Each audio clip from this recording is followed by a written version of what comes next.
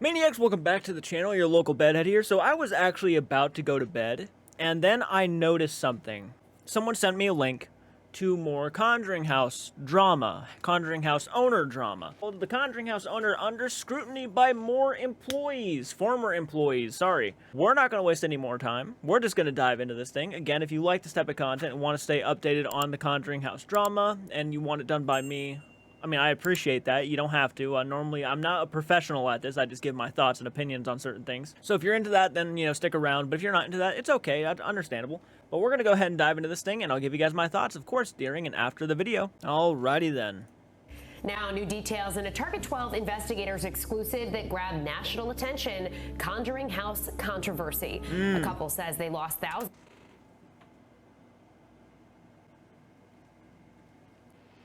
Oh. So this is the former employees we're going to be discussing today. Of course they would want to jump on the opportunity to make it onto the news. Of course they would. Okay. Yeah, all right. Thousands of dollars worth of belongings in a barn fire on the Conjuring property and have been waiting more months to be made whole again. Good evening and thanks for joining us. Wow. I never saw the inside of the barn when it was on fire. Good God, that's worse than I was expecting. Good evening and thanks for joining us. I'm Shannon Heggie. I'm Mike Montecalvo. Last week, we broke the story about a former employee who says he was fired after the owner claims a spirit spoke to her. Target 12 investigator Sarah Grinelli is here now with the details. Sarah? The barn fire at the Conjuring House broke out in December. A couple tells me the owner said that she would reimburse them with insurance money for the items that they lost, but that never happened. No, if it did, it wouldn't add up, Not with this kind of person's history. Not with the way she's been handling things. It wouldn't make any sense if she did. On more than 8 acres of sprawling land in Burrville sits the historic Conjuring House and a charred barn. It's not this evil, dark place that some people have made it out to seem. It is a beautiful, haunted property. The home was made famous by a horror movie in 2013.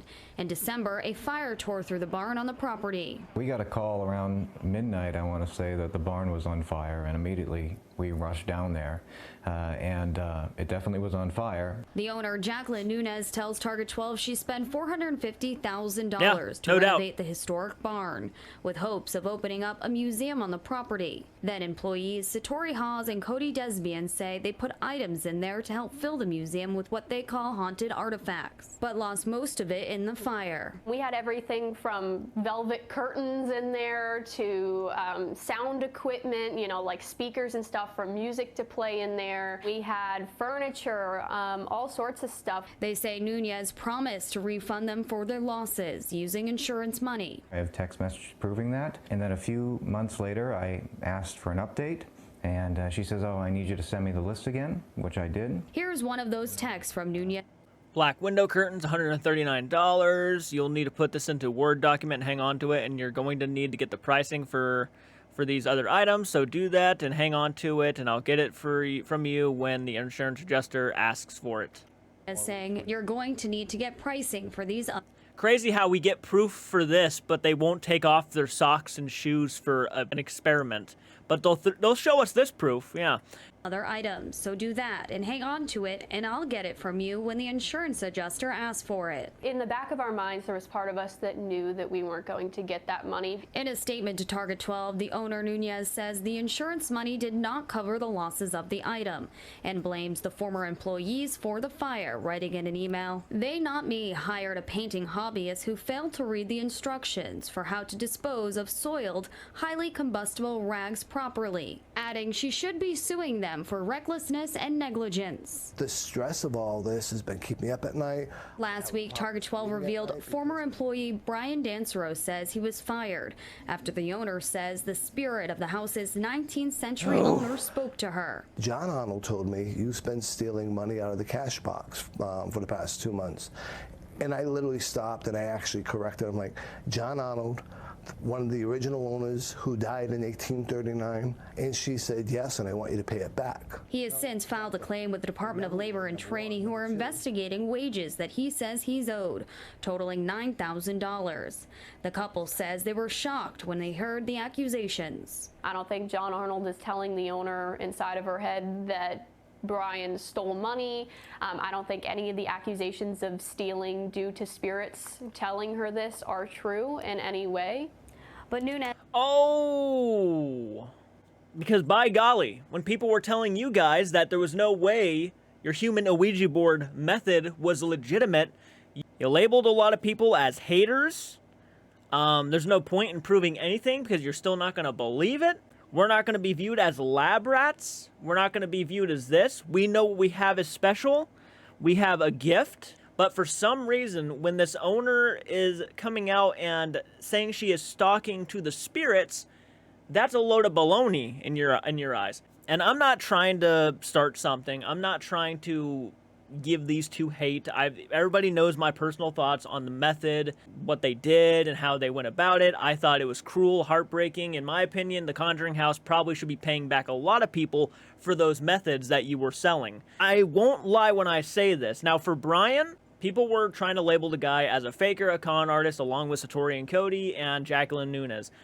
I don't want to label Brian as a faker because I truly just don't know much about him. I don't know the level of what I know about these three compared to him, so I throw that to the side. But when it comes to these two, I really do not trust much of anything they say. Now, obviously, they showed a proof, which is good, you know. They showed proof for the text messages, which, you know, they have the right to fight for what they're owed. But it really rubs me the wrong way when she is out here telling people that there's no way that Jacqueline is talking to spirits. Let me go ahead and go back to that. They were shocked when they heard the accusations. I don't think John Arnold is telling the owner inside of her head that Brian stole money. I don't think any... To me, it's weird. It's a bit bizarre for you to tell people what they are and aren't hearing. Personally, do I think she's talking to ghosts? No, I don't. I agree with you on that. But do I also think that you guys have the ability to speak and communicate with ghosts? No, I don't. And I don't really feel like it's fair for you to criticize her knowing that you two will not do a fucking simple test in front of the right people to show that you also can talk to spirits, right? I think that is just so wrong of you to come out here and start saying the shit the way they go around and say, no, we're not going to do it because we already know those people won't believe us anyways, the way that they laugh off questions when people ask them about it. Well, having said that, do they have the right to fight for what they are owed professionally on a business standpoint? Yes. And they have the right to defend themselves when Jacqueline's out here saying that they are the ones who caused the fire in the barn. They have the right to defend themselves. But when it comes to spirits and people who have the ability to talk to them, I don't think they have a place to be criticizing that. I mean, at the end of the day, I just find it weird that they're out there kind of saying this stuff about Jacqueline Nunez and her ability, so-called ability to speak to the spirits, when they themselves were going out there and toe-tapping and shit and trying to convince people that they are speaking to their relatives.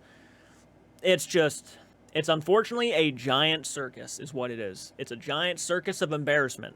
So let me know what you guys think in the comments section. Do you think they should have said anything about Jacqueline's ability to speak to spirits, even though we know it's not true? Do you think they should have been the ones to say something, or do you completely agree with them? Yeah, okay.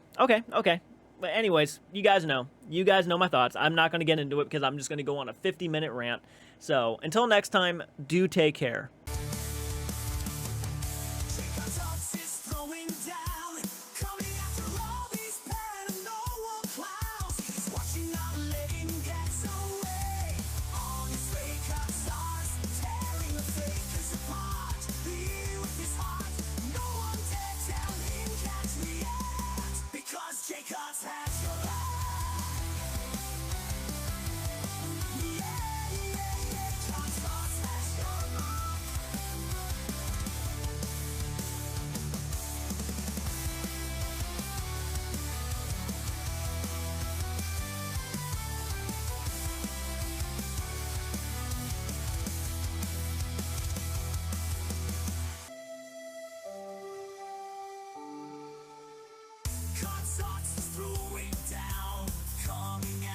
If you caught a chance, 3 cards, through, you won't be let down.